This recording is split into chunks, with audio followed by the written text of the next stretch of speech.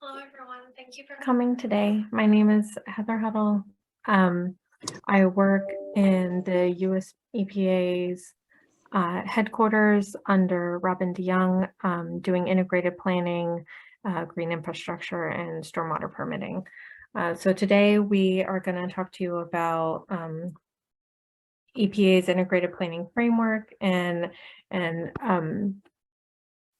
some examples that we have as well of how it's been incorporated successfully at other municipalities. So next slide. So, what is US EPA's integrated planning framework? This personally, I'm an image person. So on the right, you have an icon of a summation of the integrated planning. And one of the most important components of the integrated planning framework is the incorporation of stakeholder engagement. And so not only is it important to have the requirements and drivers, obviously, that are getting you to the point of wanting to do an integrated plan, but also making sure that you have stakeholder engagement with your community so that they support your initiatives in this. And then not only that, but you also want to measure the performance to make sure that you're meeting your goals that you have for the integrated planning approach, and then incorporate that. If you find out that rain gardens are not super successful in your area, which would be unfortunate, but if that's the case, then of course you can always, re-look at the impacts that you're trying to include with that goal and adapt it to a different project, or maybe street sweeping, you did not think it would be as successful it was, but then it is, and so then maybe you increase the amount of street sweeping that you do. So it's a sequencing of wastewater and stormwater projects. Once you get stakeholder involvement and you see what approaches that they would like to do, then you can incorporate those, and making sure that you're meeting the community priorities. Some of these can include climate resiliency, which is obviously a large concern with a lot of municipalities right now. And then reprioritizing all of the goals that you have within your Kurt, are you still sharing slides? Evan? Okay, sorry, I think it came off. Okay, so including items like climate resiliency or dealing with flooding to reprioritize the projects that you have as a part of your permitting goals. Next slide. Okay, so some background of items that we've completed. We completed a report to Congress in 2019, and this went over some integrated plans that have been completed at that time, how they were successfully completed, concerns the communities had, and how they were improved by integrated planning or issues that they had run into as a part of their integrated plan. And then in addition to that, we also had on the left-hand side, that's an image from our story map that we completed, which is also online. And in here you can see the starred items are integrated plans that were completed with a permit as a part of a permitting process. And then the teal circles are the ones that were developed but not included as a part of a permit. And so, you have a wide variety across the country of integrated plans that have been completed, from, a community of 15,000 people to over 1 million. So a lot of communities have been able to incorporate this. And if you go to the story map, you can actually click through each of these communities and you'll see a story profile. We have links to their integrated plans or their websites where you can find even more information on them. But each one has a short synopsis, including what types of permits are included with those integrated plans, which can be really helpful. If you're looking for someone that has done something similar to you, that can be a great resource. Thank you so much, Evan. He included a link in the chat. Next slide. So the primary reason most municipalities develop an integrated plan is to meet permitting requirements. I mean, that's the instigator for most of this. So you can have a wide range of water quality objectives that you're trying to meet with this. You have the asset vulnerability, that's a large component, and asset management is a huge portion, making sure you're maintaining all the facilities that you're developing as a part of the integrated plan. Human health threats is another component to a lot of them, which I'll actually be discussing in just a little bit, and minimizing taxpayer burden. A lot of these communities, I think right now, right now, but I think always people constantly don't want to overburden their taxpayers. That's a great way for people to not be supportive of your initiatives with integrated plans. If they feel like they just can't afford it or they can't pay it, that can be a real hindrance to the goals of your integrated plan. So all within the integrated plan, all of these components of Clean Water Act permitting requirements can be included in your integrated plan. So combined super overflows is a huge component. Again, that's in the example that I'll be presenting. Sanitary sewer overflows, wastewater treatment facility discharges, and MS4 discharges. All of these can seem very separate, and there can be a lot of separation between them and the folks that typically work on them, but a lot of the initiatives for a single community will be very similar. And so if you can combine the efforts and maybe focus the objectives of what you're trying to accomplish, can be really helpful for the community and meet your goals, hopefully at or faster than what you originally had planned under the permits. Next slide. So other environmental community priorities that you can accomplish in an integrated plan. Obviously, you need to meet your permitting requirements. That's first and foremost. But water conservation and reuse can be another way that you can maybe separate your stormwater system. If you can reduce the amount of flow that if you need to, obviously other communities need more flow, but if you need to reduce the amount of flow going through your stormwater system, you can do water conservation or reuse, and that can be really helpful to meet those goals. Also biosolids waste management, sorry about that. Biosolids waste management, making sure that you can kind of, for your facility, handle the amount of biosolids that you have, and maybe there are creative approaches that you can do for that community. Resiliency and flooding, I think, is one of the biggest ones that we've had right now. A lot of folks are having to deal with these really large storm events, and that can, really take a hit to your community, as you're seeing with Jacksonville right now. Environmental justice, that's one of the components where when you have your individuals in the community involved with it, though, that's one of the major components: safe drinking water and green infrastructure. With the green infrastructure, it's really important that you can use it in a manner that will both benefit the community and also meet your stormwater goals and reductions. And then public health priorities is probably one of the number one with air quality. So these are a lot of the components that, maybe it's not typically thought of when you're doing a permit requirement, but it's a way to get the community involved and really make sure that everyone is on board with the goals and initiatives. Okay, and so the case study that we are presenting today, next slide, sorry, Evan. Thank you. The case study that we're presenting today is in Portland, Maine. They had an integrated plan within this municipality, which I'm sure some of you might be aware. They operated a combined and a separate stormwater sewer system. So they were in the process of phasing out their combined sewer system. They had 2 wastewater treatment facilities to Cascal Bay, and they had sanitary sewer overflows. Within this community, they had multiple permits and administrative orders that they were trying to manage as a part of this. They had degrading water quality from bacteria and nutrients that were discharging into the marine life and affecting their aquatic recreation. They also had marine food consumption, which can be a problem for that. Thank you so much, Evan. He's putting a link to this community in the chat.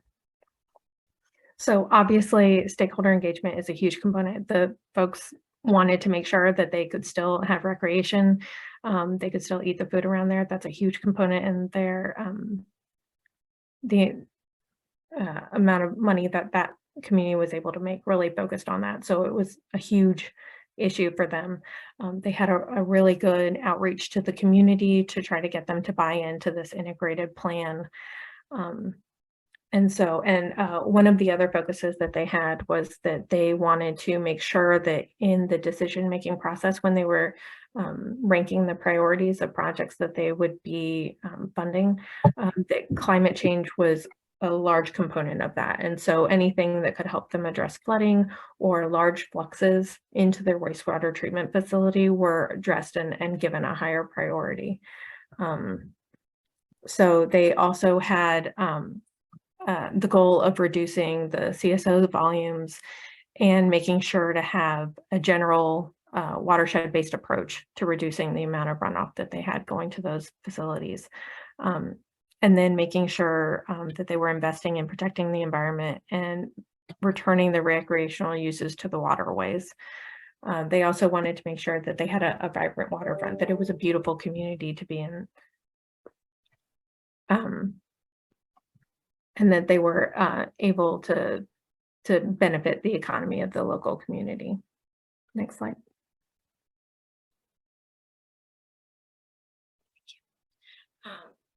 So and with that, they were able, as a part of this and ranking the projects that they wanted to address, they were able to improve their sewer capacity for more intense terms. They were able to increase the capacity that they had for those. They have started doing a sewer separation. The phase 1 has been completed of the CSO reduction strategy. And so that's another great way, you know, if you're reducing the amount of storm flow going to your wastewater treatment facilities already, you're gonna have more room for capacity for other flows. And they've also started construction on 2 storage facilities, which again will increase their capacity for a total capacity of 5.75 mg. So another one of my favorite components of this is, you know, if you're working on beautifying your community, but also improving the water quality, they did building living shoreline demonstration sites for the estuarine restoration. And including in that, they're also doing developing a wetland protection ordinance to protect to improve the protection of wetlands in the facility from developmental impacts. And so, you know, in that you can beautify the community, you can increase the amount of habitat that you have, you can stabilize the amount of nutrients and bacteria that you have flowing to the water. It's just an all-around great project. And so right now, you know, the plan is to do those projects as demonstration sites. And then as we mentioned with the framework, we're going to also include that where we see the impact of them, you know, test the water quality, make sure the community still really enjoys and appreciates these, which, you know, every project that I've been on with Living Shoreline, it has gone very well. And so it's just a great way to, you know, make sure that you're accomplishing the goals that you wanted, especially with your permitting requirements. And then, you know, if those go well, then they can build more and they can expand that project. And then it almost builds on itself. You know, when people have a lot of great feedback for it, then there's even more buy-in and you're getting more feedback from people that maybe were not included in the initial stakeholder project, but then they really like that one location and so they get involved too. So it's a really great feedback that that they can get and involve the community even more so. Next slide.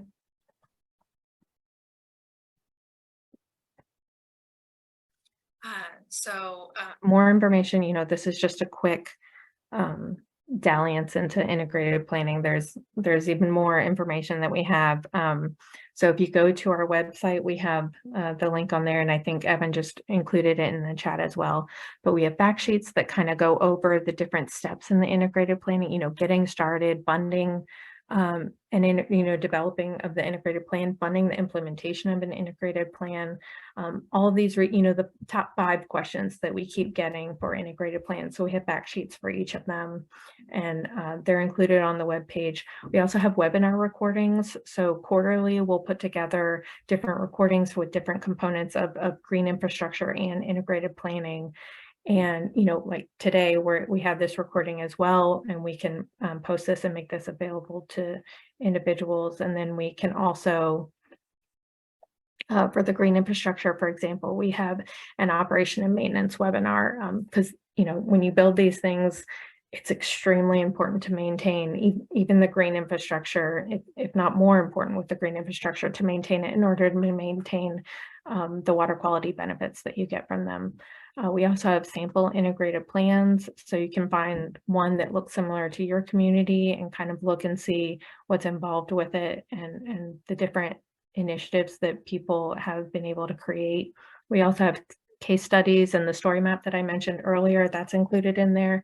And then also a link to stormwater planning. They also, you know, there's a lot of similarities between the two. And so we included that one as well. You can also always contact myself or Robin DeYoung, who's the lead green infrastructure, or hold on one second, sorry, the green infrastructure and integrated planning team lead. So thank you so much. And then in this view, the comments go away very quickly, so I didn't quite see the question. I don't know if you guys wanted to do questions. Okay, yeah. Curious what you're hearing from across sites about what most helps communities engage. This is one of my favorite questions. So it's really kind of knowing what your community is like, what the development is. You know, 2 examples we have is Richmond, Virginia. They're a really good example. We try not to use them too much, but they're a really great example of community outreach involvement. And so they have a younger community that's a little more tech savvy. And so they did a lot of online engagement. They also included resources. They went on, you know, different chats that they had with it. And so they were able to get a lot of feedback in a lot of different ways to really meet everyone's needs. You know, everyone's busy and they have a different time frame. But for that community, they were able to really diversify a lot of their communication to reach a lot of people. But then you also have, there's a community in Ohio where Iowa, where it was a much older community. It was a very small community, and they had a radio show that everyone listened to. And so, you know, on this weekly radio show, they would give announcements and updates and different ways that you can access their, you know, if they were going to have a town hall, they would make sure to tell them the location and the time of the town hall that week. And so a lot of it is knowing your audience and who you have, and giving a wide range of ways for people to get involved. You know, not everyone can go to a town hall at 7 o'clock on a Tuesday. And so if you can make sure to kind of get involved, and making sure that the folks that are going to be helping with these decisions are active and there so they can answer the community's questions. I think that's one of the biggest similarities I've seen from the ones that have been successful at get community engagement. I mean, it's always hard to get people involved with community engagement. They're very busy. Yeah, there you go. And then let me know if I didn't answer your question. And then, is EPA using or considering the integrated planning approach in Fall River, Massachusetts? That is a long question, and I don't know that I can specifically speak to that one. So I believe that's the case, that we do have, sorry, I'm in presentation mode. And so I believe Fall River is one of the integrated plans that we have up on the story map. So you should be able to click, I don't know. Yeah, Fall River, Massachusetts. Thank you, Evan. So Fall River, Massachusetts is one of the ones that's located there. And so you, on the story map, it should be able to give you more specific information for that municipality. Does that answer your question, Topher? Yes, thanks. Thank you.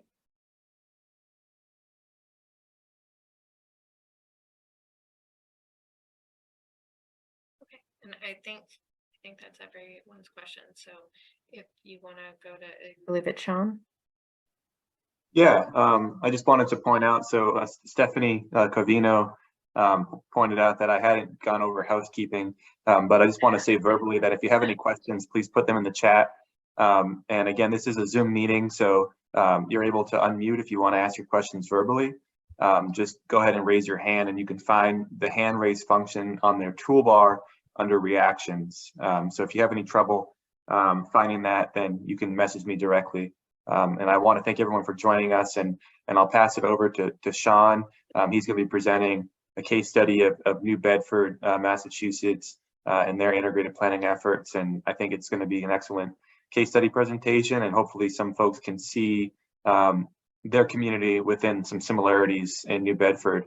And we'll be actually breaking into a breakout group after that. We'll have 2 breakout groups led by my colleagues, Jen and Chris.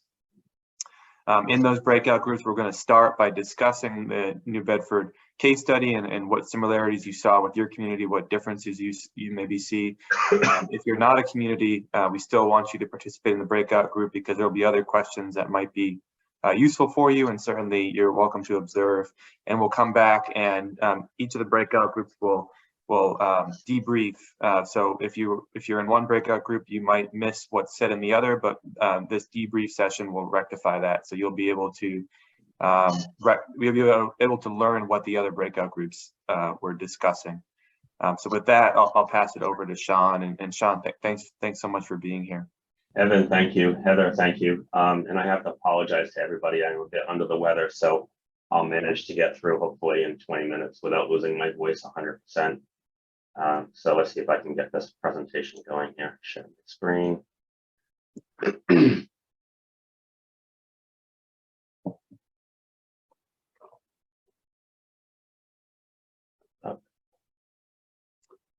Just go ahead and swap the modes again. There. Yep. Yeah. No. Perfect. Thanks, Sean. Hopefully everybody can see that. Looks good. Good. Great. Thank you, everybody.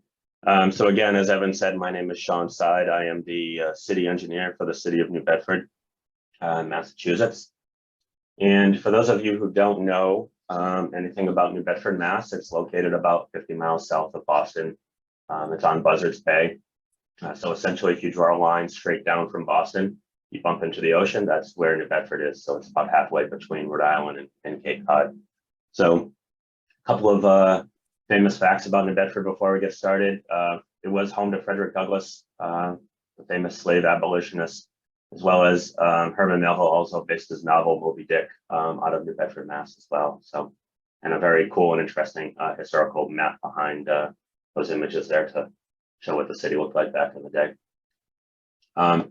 So I like to show this slide because it really shows a lot of the challenges that New Bedford as a community is facing. Like many older communities in New Bedford, aging infrastructure, urban flooding, climate change are all real issues that communities are facing. And this is why New Bedford essentially developed or wanted to develop an integrated plan. We have all of these issues. How do they all fit together? How do all the pieces fit together? How do you pay for it? How do you improve the community environmental justice areas and get something out of it for the community? And then prioritize them all.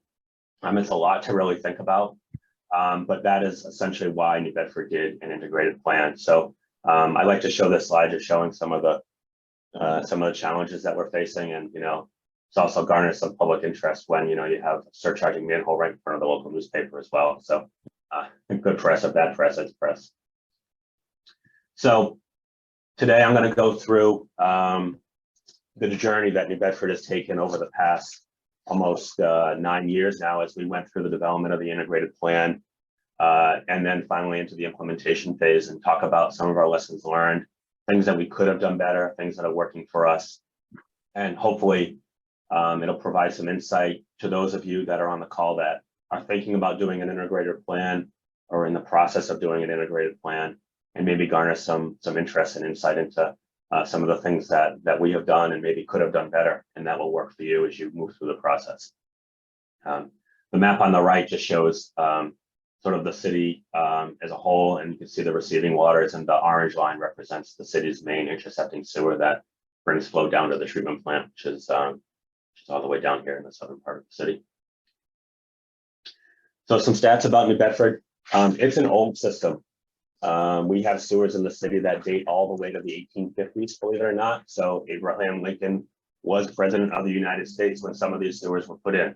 It's kind of hard to believe, but that is true. So, and they are still in service. We service 3 communities, around 100,000 people. We just eliminated a regulator, so we're down to 73 now instead of 74.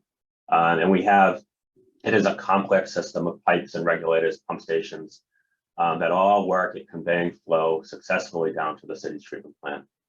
One of the complex things that the city does have is it does have a number of dams. It has a hurricane barrier, all which are integral to the operation of the MS4 and city sewer system, believe it or not.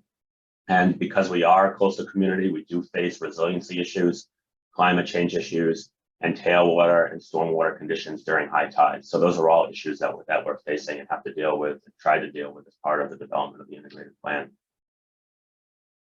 So one of the unique aspects of New Bedford is the structure with which we're set up. Operation and the oversight of the program itself is managed by what's called the Department of Public Infrastructure. And it is a department that breaks down the traditional silos of what would think in a municipal government. So a lot of times a community will have, a sewer department, they might have a water department, they might be combined together. Stormwater might be managed by somebody else. In New Bedford, they're all managed under a single umbrella. So this has really given us the flexibility to be able to really integrate our projects together. We think it has been one of the key success factors for us as we went through the development of the plan and now into the implementation of the plan. But if your community, I would say, isn't set up like that, I think that's okay. It's about the process that you go through and then communicating with others about the things that you would like to see done and the issues within the community and how to make the city better, all geared towards addressing your Clean Water Act obligations. So a little history on where New Bedford came from. In 1990 or in the 1990s, the system literally overflowed every single day, 3.2 billion gallons per year. It was a mess. Dye factories were turning the receiving waters different colors based on the type of fabric they were dyeing on that particular day. Dry weather discharges continuously every single day out of the system. And that's really where the city decided to get started and try to improve water quality. They essentially implemented a CMOM program. It wasn't CMOM back in the 1990s, but they went through and they began cleaning sewer pipes, cleaning wet wells, increasing conveyance. They built a new treatment plant. They began to upgrade pumping stations, increase in conveyance, all low-hanging fruit, all geared towards trying to reduce those discharges out to the harbor. And certainly that commitment of $350 million really paid off. CSOs have been reduced by more than 90%. We're at more than 90% capture right now. Shell fishing beds are open. Beaches are now open routinely with very little to no beach closure days. I don't think we had any beach closure days last year or the year before. So water quality is certainly improving within the receiving waters. And that's the commitment that the city has made with that obviously that financial commitment, which has really helped. So in 2006, the city decided to take a step back. They had done all of this work and did an updated baseline conditions report. We found one project that was low-hanging fruit, and we did that in 2013. It was cleaning of the main interceptor. That further reduced CSO discharges. But there's still work to be done. You can see here the chart on the lower left-hand corner. You can see the progression of CSO discharges as the city is working through their program. So in 1990, you had the 3 billion gallons. In 2006, you're here in the middle. where we still had a potential for dry weather discharges at certain regulators. That project that we identified through the baseline conditions report mitigated that issue and further reduced CSO discharges. So right now, and around that time frame, the city was around 200 million gallons per year of CSO discharges, which is obviously a significant improvement over the 3.2 billion gallons that happened in 1990. But at that point in time, because the city had done all this work, we really needed a clearer direction. There was still some lingering CSO discharges. There's urban flooding. Pumping stations were in need of replacement. The treatment plant now had almost 20 years old, so really getting to the close to end of life of some of the equipment. It's really needing some upgrade. Sewer pipes need to be fixed. There's MS4 issues, there's TMDLs, there's new mass DEP regulations, 314 CMR 12 and 16. So how do all of these priorities fit together, and what is really the next step? So in 2012, when EPA came out with the integrated planning framework, the city took a look at it and said, this is really the direction with which we think it's the right way to go for our community. Figuring out what the best approach is, what our priorities are, how do we address all of our Clean Water Act under a single umbrella, while not stressing the ratepayers of the community. New Bedford has a huge environmental justice population. Median household income is extremely low. I think it's around $30,000 to $35,000 per year. So certainly in the lower tier of MHIs around the country. And in order to address all these obligations, the city really felt it was in their best interest to develop this plan, avoid a siloed approach, determine what our real priorities are, and maybe in the end, some of these projects could be implemented to really address some of the needs of the community, provide some environmental improvement, provide some economic development, and revitalize the community. And that's how we ended up ultimately selecting to do an integrated plan. So an integrated plan is really talking about diving in and getting into your system and understanding what's going on. This map that you see right here was our first take at an integrated plan. Literally, engineers love to color, we just colored. We took a map of the sewer system, the stormwater system, and we started writing down all of our problems.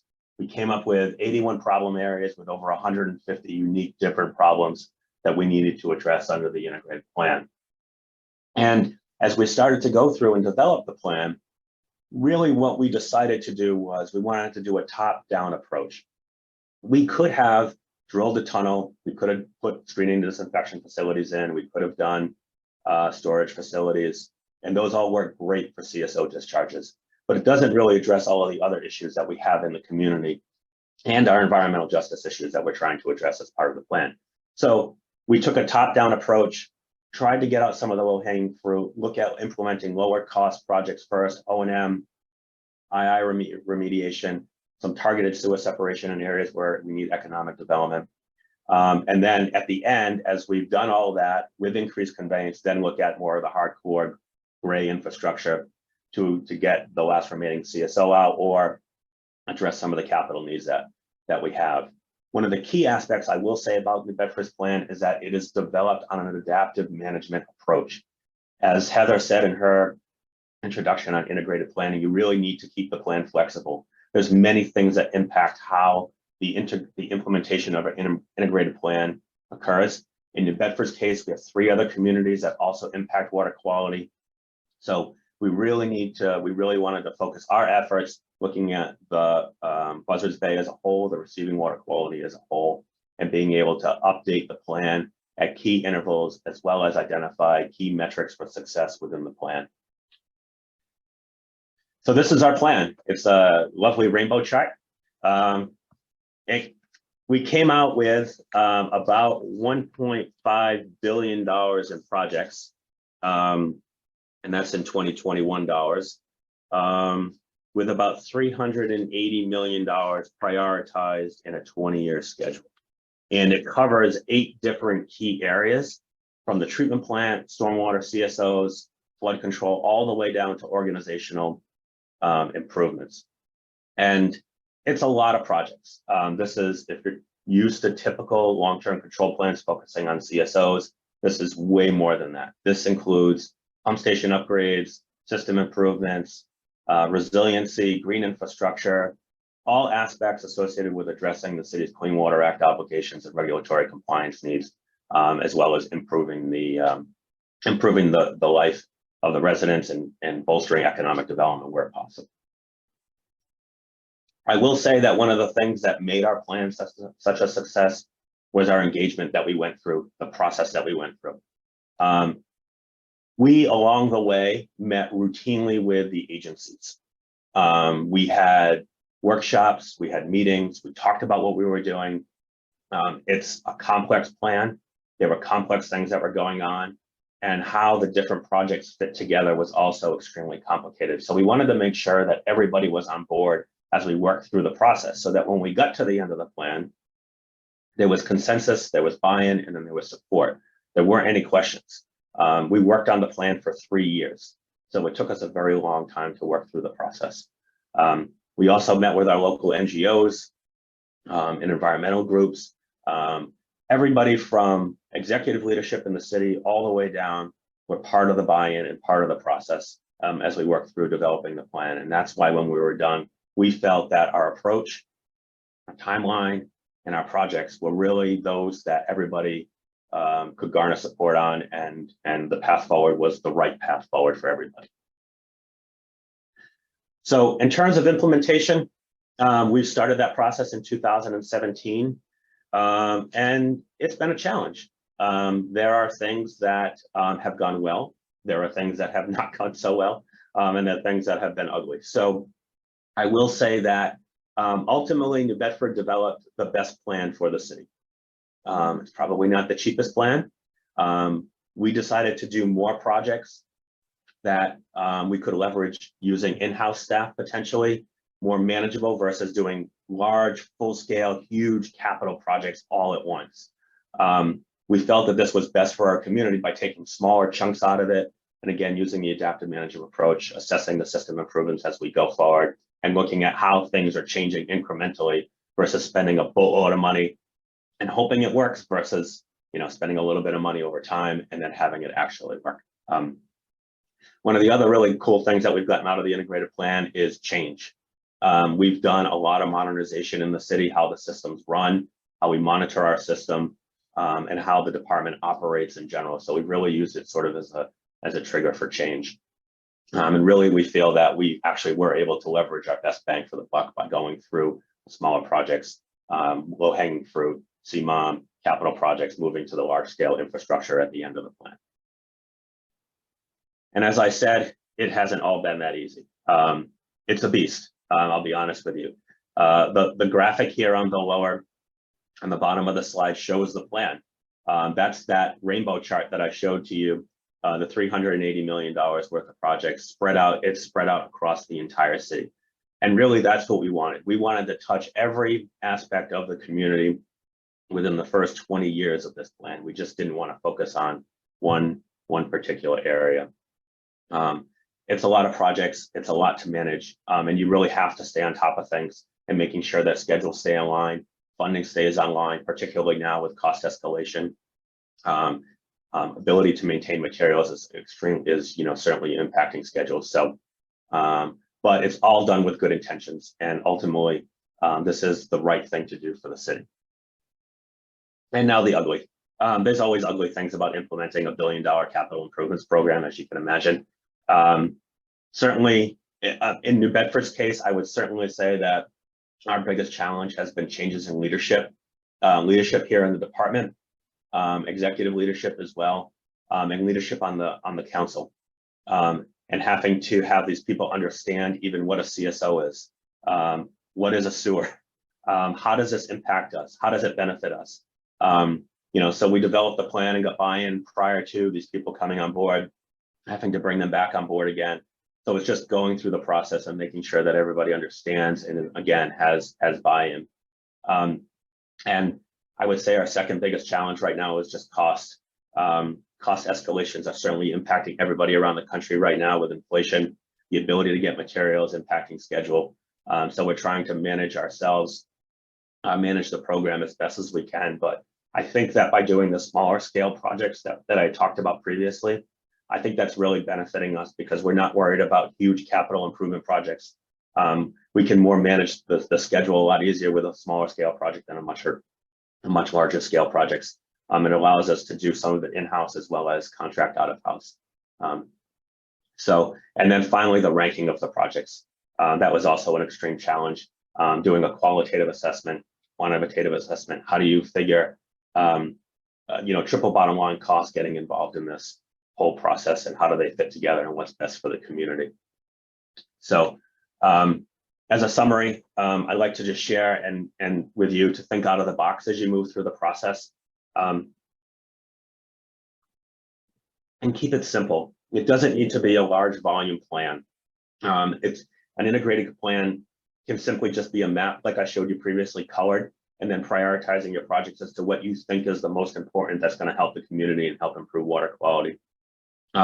And not one size fits all. So I encourage you to dig through EPA's plans that Evan has been posting online, and that Heather talked about, to go through and see what fits best for your community. Don't feel like you have to follow one path or another. It's every community is unique. Every community situation is unique. Your financial situation and what Clean Water Act obligations you have. And then finally, I want to stress buy-in from the agencies.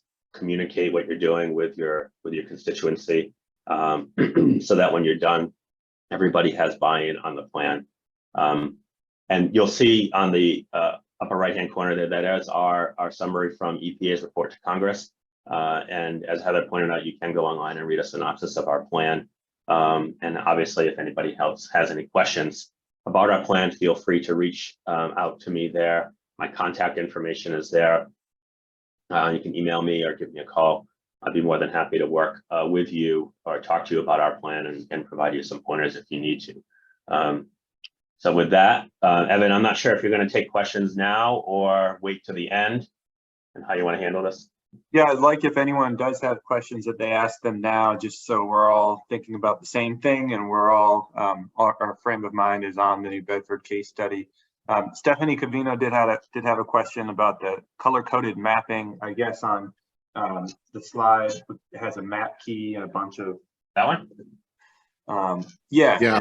And so I don't know. So the question was, is this type of overall color-coded mapping common or required within integrated plans? I don't think it's. Again, I think you can do whatever you like. We felt that this was appropriate for us. So what you have here is each of the different colors represents the 8 different areas that we looked at. So we color coded it like a rainbow chart for us to keep track of it. And then the dots just represent, the cash flow over time, so that we could keep track of our cash flow and schedule of projects. So that when we do the financial analysis as part of this, we're making sure that our cash flow and our project funding align with our schedule. Yeah, and I think these are the same categories as the map on the other slide. Is that right? It is, yes. So the colors there align with the colors there. Yeah, I think color coding is an excellent way for you to group it up, but it's certainly not required. There's very few things that are quote unquote required within an integrated plan. Certainly following the 6 elements that Heather covered in her presentation at the beginning are required to follow EPA's framework. But an integrated plan doesn't have to be incorporated into a permit or consent order. And so you could use it to inform your compliance with the permit or consent order. And so there would be actually no requirements in the plan itself. It's just whatever's useful for the community, whatever's useful for the community stakeholders, and whatever helps the community, I think, communicate effectively with the state permanent authority or the EPA region, depending on if the authority of the regulation is delegated to the state or not. And in Massachusetts, it's not. EPA Region 1 handles the compliance. If anyone has any other questions, feel free to raise your hand and unmute. Go ahead and unmute and speak up, or put your question in the chat. And I did put Sean's presentation in a PDF form in the chat. So if you have trouble downloading that and you'd like to download it, let me know and I can shoot you an email. Topher has a question. What is the current annual CSO discharge volume, and what's next for achieving further reductions? We are around right now, I think it's around 100 and slightly less than 200 million gallons a year. So right now we are working through our next round of integrated plan projects. We recently completed a number of pumping stations. We did some collection system improvements in high priority II areas. And we did a bunch of investigations to garner more information about the condition of sewer pipes and where to better target some of our funding. So we're moving into that round. We're also going to be doing some increased conveyance projects that are targeting at reducing CSOs. We're doing some IDDE work, and we're targeting two of our projects. A lot of our effort now is being focused in two areas. One to eliminate an outfall, and the other to eliminate a regulator in areas that could become separate MS4 areas. So that's where our next focus is. But as you can see, like we're doing IDDE work all on the premise of reducing CSOs, right? So it's sort of like it's integrating MS4 and CSO issues together, which is how we feel the integrated plan, that the concept behind integrated planning is meant to be.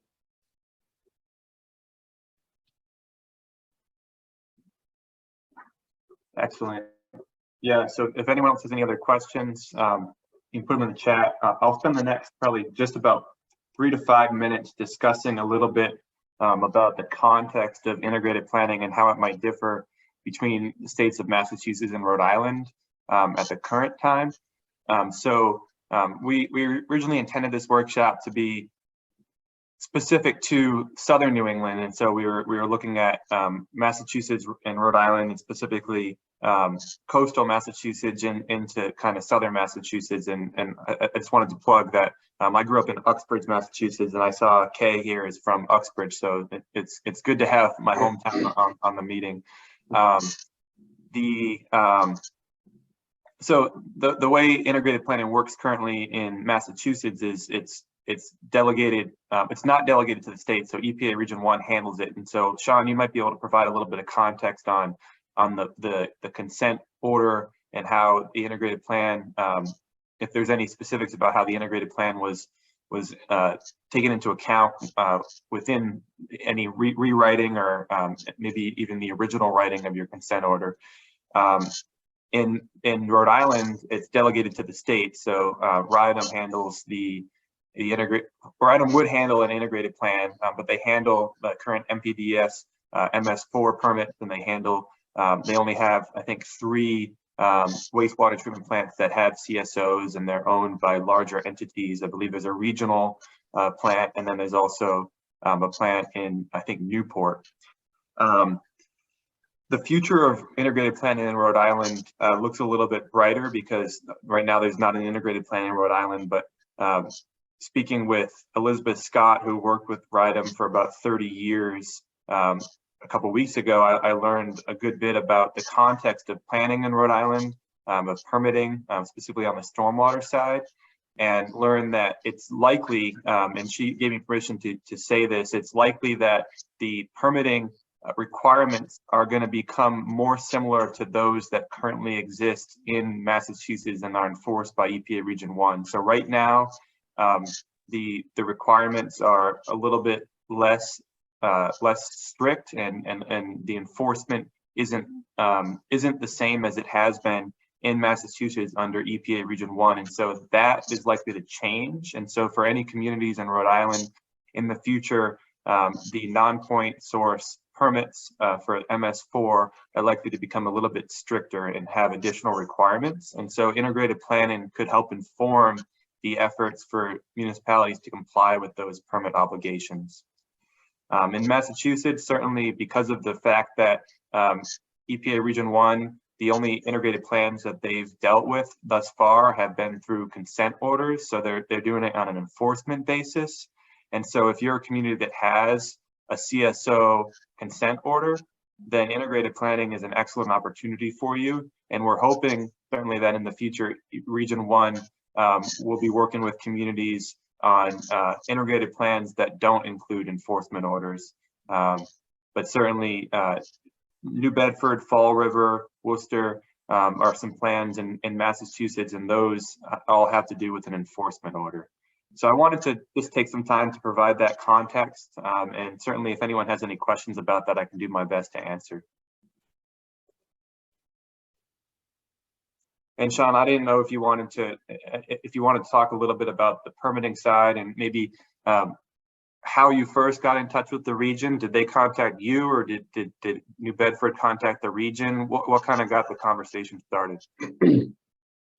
Well, in New Bedford's case, Evan, so EPA came out with their framework around in 2012. That was right at a similar time when the city was issued an administrative order for CMOM compliance.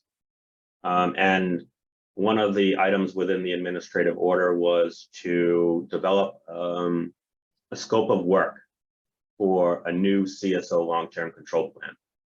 And through conversations with the agency and Mass DEP, EPA, we worked with them to say, hey, look, we feel that an integrated plan is the best approach for us. And we'd like to do that in lieu of the siloed CSO long-term control plan. And it was agreed upon. And that's how we began to move through the process of developing our integrated plan. Yeah. So we did it at our own fruition, Evan. It wasn't something that anybody told us to do.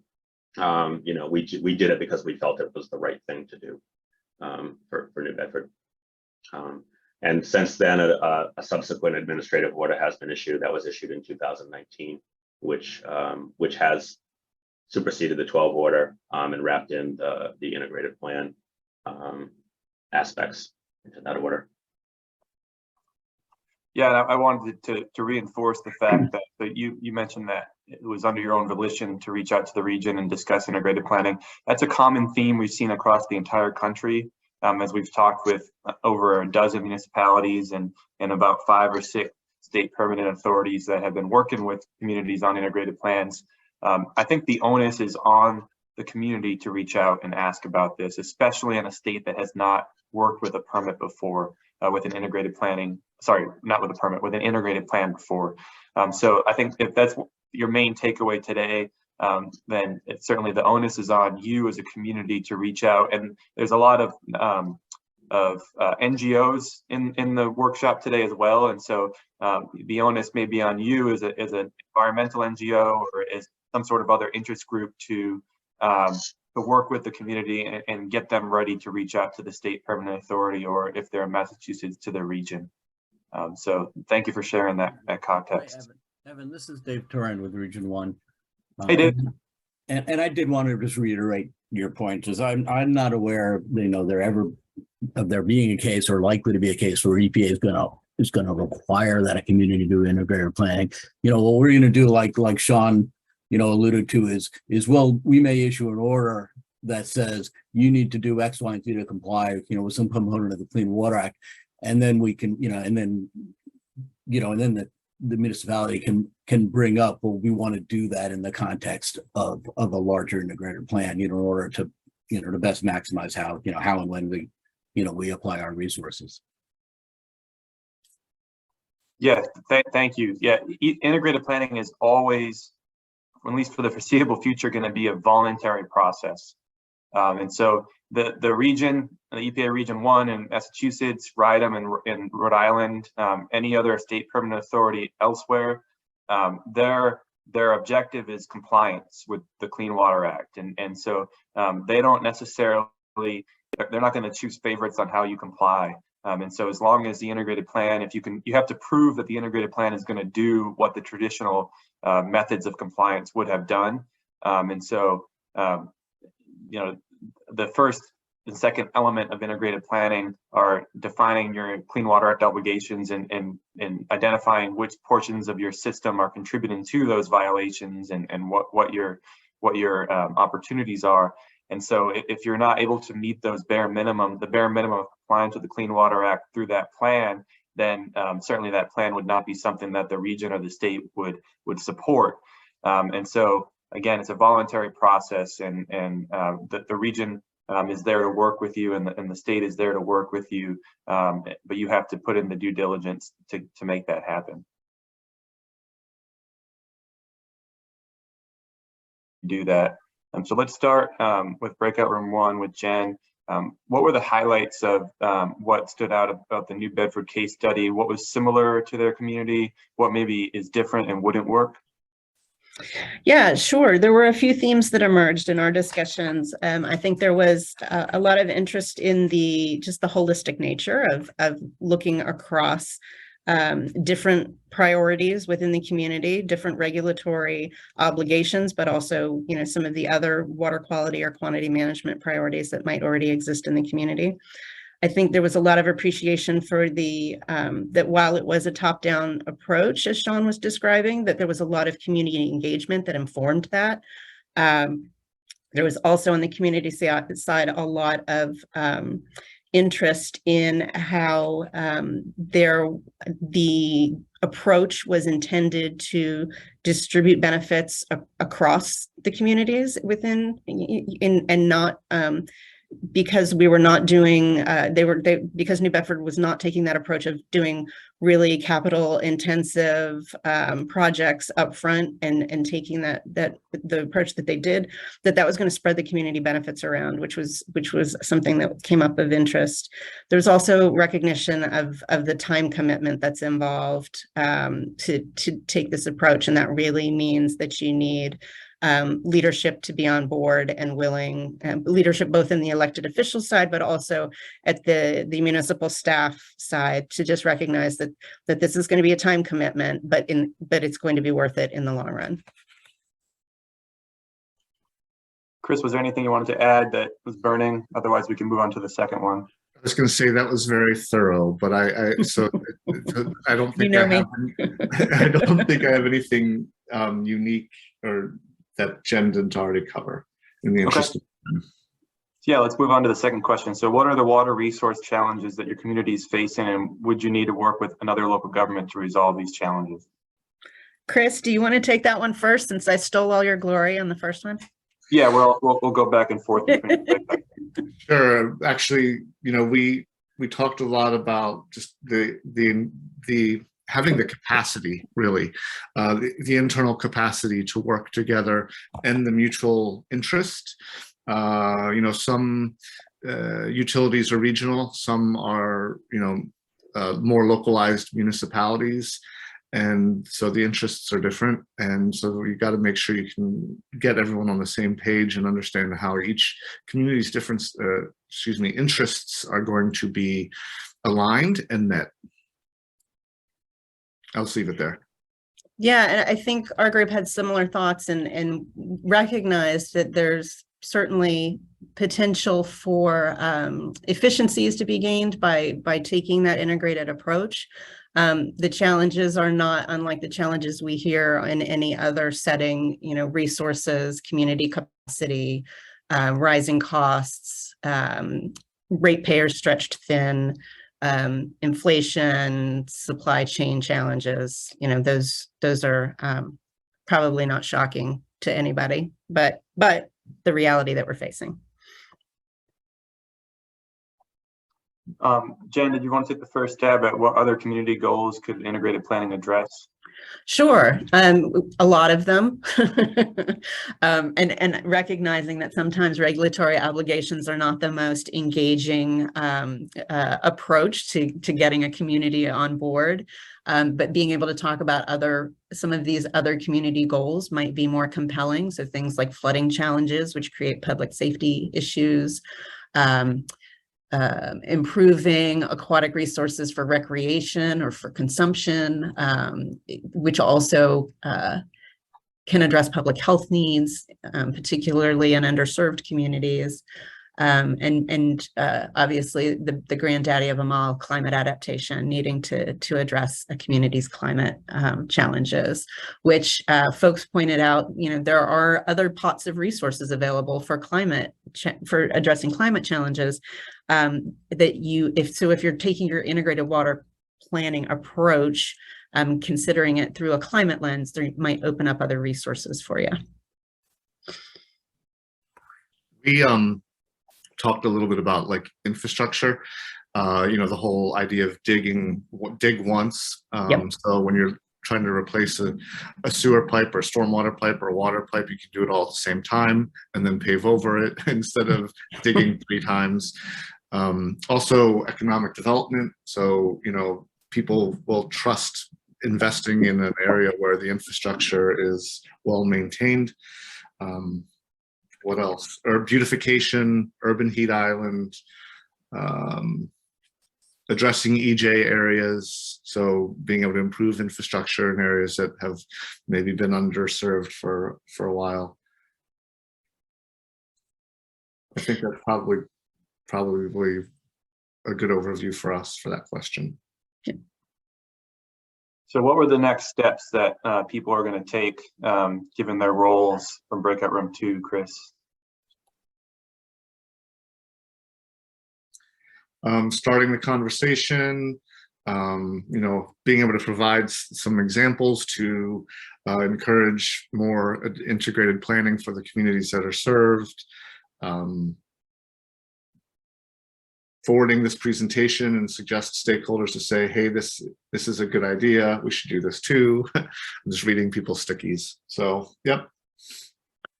Yep, we had similar discussion. I think our group needed a little more time to digest what they learned today. And I think, and probably a little more, I probably should have given them a little more time for this particular conversation, but similarly, just thinking about that there's probably a lack of awareness that this is an option for a lot of communities. And so I think that means opportunity for all of the great resources that have been developed by this team and by EPA, making sure that we're pushing those out so that folks understand their options, but then also having those community conversations about what do we really want to accomplish within our communities, and thinking about those other community goals, and having something loosely cohesive to take to the regulators to have a bottom-up conversation about, here's what we want to accomplish and how do we do that within the framework of integrated water planning and our regulatory obligations. Yeah, thank you. I just shared, I should have plugged it earlier in the meeting, but EFC at UNC has an integrated planning resources page, which has a couple blogs, a report that we go over climate resilience and EJ benefits within integrated planning using 4 case studies, and one of them was Portland, Maine. The other 3 are Spokane, Washington, Richmond, Virginia, and there's a series of small towns in Wisconsin that are partnering together to address climate change and flooding issues using integrated planning. So feel free to check out that page, and then I reposted the EPA page below. So those are great places to get started, and I'll be posting on my page, well, EFC at UNC's page, the recording of this. And so for whoever put the post-it note about sending this recording saying, hey, isn't this a great idea, you'll be able to find the recording on that EFC webpage. So I wanted to thank everyone for their time. Thank you.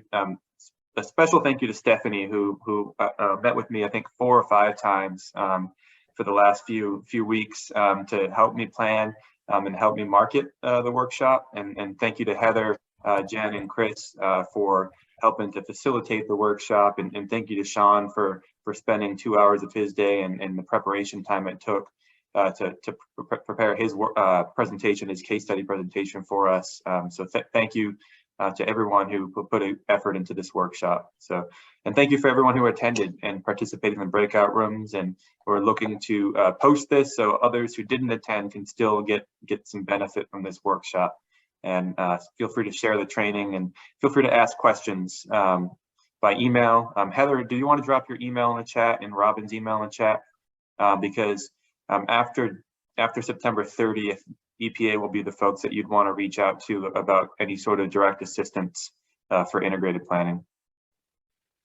So email Heather, email Robin if you have questions, and maybe you want to have an hour conversation about how integrated planning might be good for the communities that you're working with or your community, or maybe they can help facilitate a conversation between you and your permitting authority.